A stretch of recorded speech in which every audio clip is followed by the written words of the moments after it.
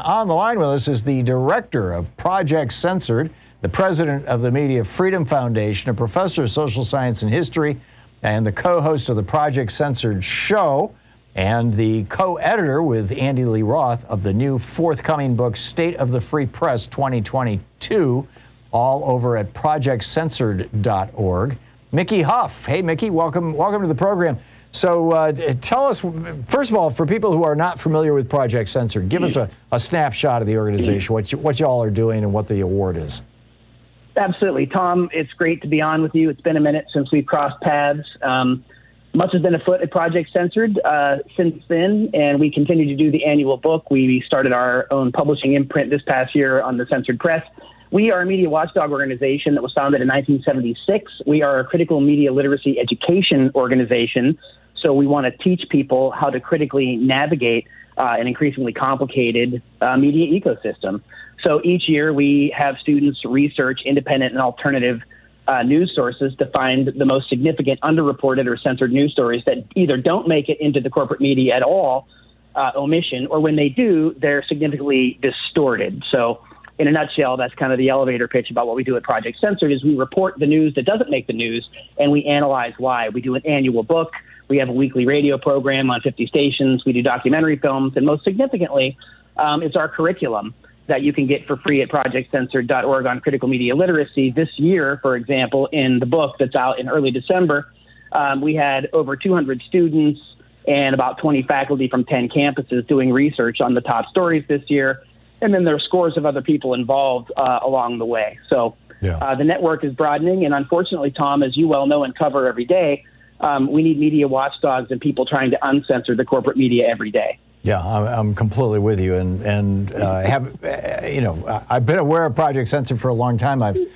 Because I've received 4-year awards. But anyhow, indeed, you have. I found your number 6 story this year, or actually, this is from the 2019 and 2020 year. I guess you haven't yet published your 2021 ones.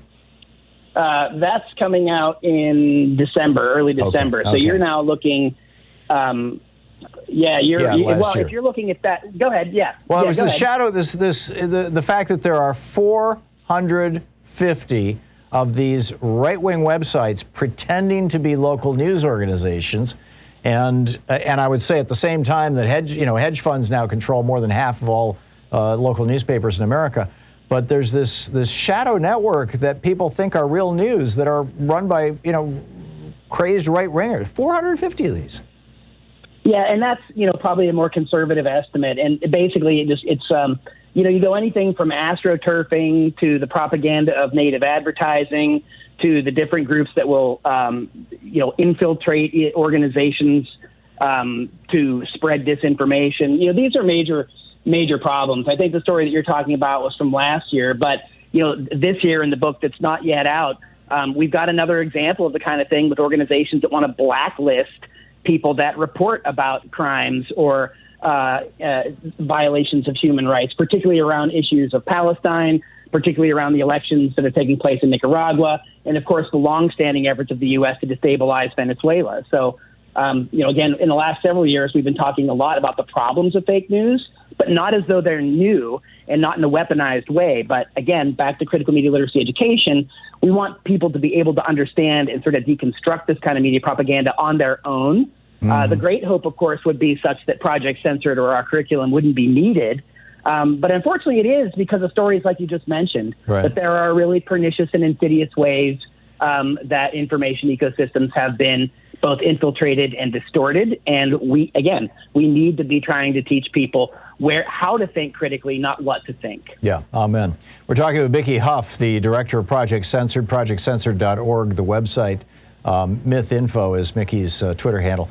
By the way, just speaking of the news, just breaking right now, all 3 defendants have been found guilty of murder in the murder of Ahmaud Arbery in his death, and so that's kind of after the Rittenhouse verdict. That's I think a little bit of reassuring news. Mickey, the newspapers around America, the local newspapers, half of them being owned by hedge funds. What does this mean for America? Well, this is a long process of deregulation and corporate conglomerate ownership. We had people like Ben Bigdikian, as you know, as the canary in that media coal mine in the early 80s, warning about deregulation, warning about media conglomerates. The Clinton 96 telecom bill really... That was the one that really kneecapped the whole thing, wasn't it, when Bill Clinton signed that in 96? We've now got half a dozen corporations controlling about 90% of the media, about 4 to 5 in the tech sector for social media and online internet control. It's a really major problem, which is why we focus on the alternative and independent journalists that are still out there, still reporting in weekly, still reporting online, but they're overlooked, right? The corporate media don't look at these kind of stories. These are bottom-up stories that look at marginalized communities, that look at social justice issues, that look at corporate corruption. In other words, these are the kind of stories that the press, the corporate press, should be dealing with. They should be covering, right? You know, we want to follow, and we follow clearly. In this year's book, by the way, the foreword was written by Danielle McLean of the Society of Professional Journalists. And one of the things we educate over and over and over again is we say that people should follow the SPJ's Code of Ethics. Journalists should seek truth and report it, minimize harm, act independently, and be accountable and transparent. And at Project Censored, that's the kind of journalism we've honored for 45 years. Amen. Mickey Huff, projectcensored.org is the website. Check it out. Mickey, thanks a lot for dropping by today. Great talking with you. Keep up the great work. Thanks, Tom.